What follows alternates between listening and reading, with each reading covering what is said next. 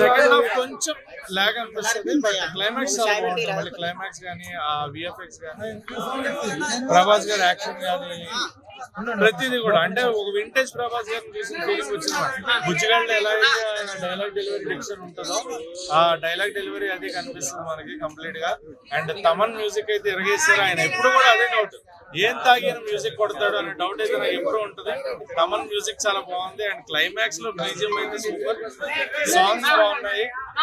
ప్రభాస్ గారు వింటేజ్ ప్రభాస్ గారిని ఎవరైతే చూడాలి అనుకున్నామో ఆ లుక్, ఎందుకంటే ఆ రాజులు రాజ్యాలు ఇవి చూసి ఉండిపోయాం. సాహో చూసినా మళ్ళీ ఆ బుజ్జిగాడు కానీ ఆ డార్లింగ్ కానీ ఆ ప్రభాస్ మిస్ అయ్యాం.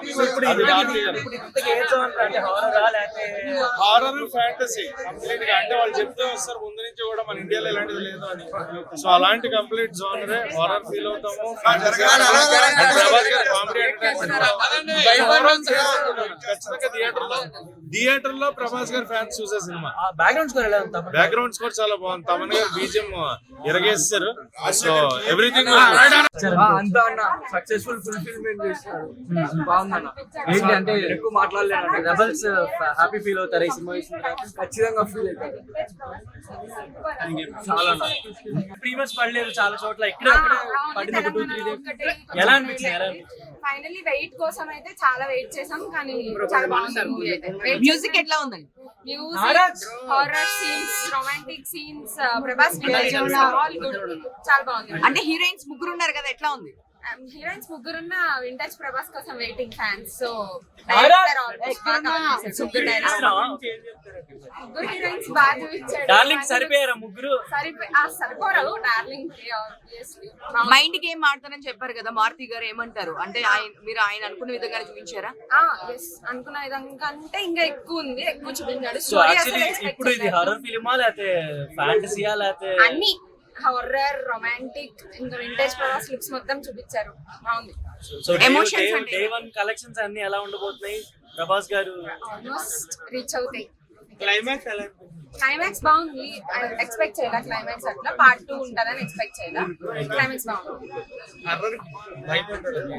భయపడినంత హర్రర్ కాదు, కామెడీ కాబట్టి కామెడీ హర్రర్. పార్ట్ 2 ఎప్పుడు వస్తే బాగుంటుంది అని అనుకుంటున్నారు? అంటే ఇంకొక 2-3 ఇంకా ఉన్నాయి కదా, Salaar, waiting for Salaar part 2. Part 2 బాగుంటుంది. ఎంత రేటింగ్ ఇస్తారండి? రేటింగ్ ఎంత ఇస్తారు? Out of 5. Obviously die hard fans ఇక్కడ, ఆబ్వియస్లీ 4.9 or 5. Okay done.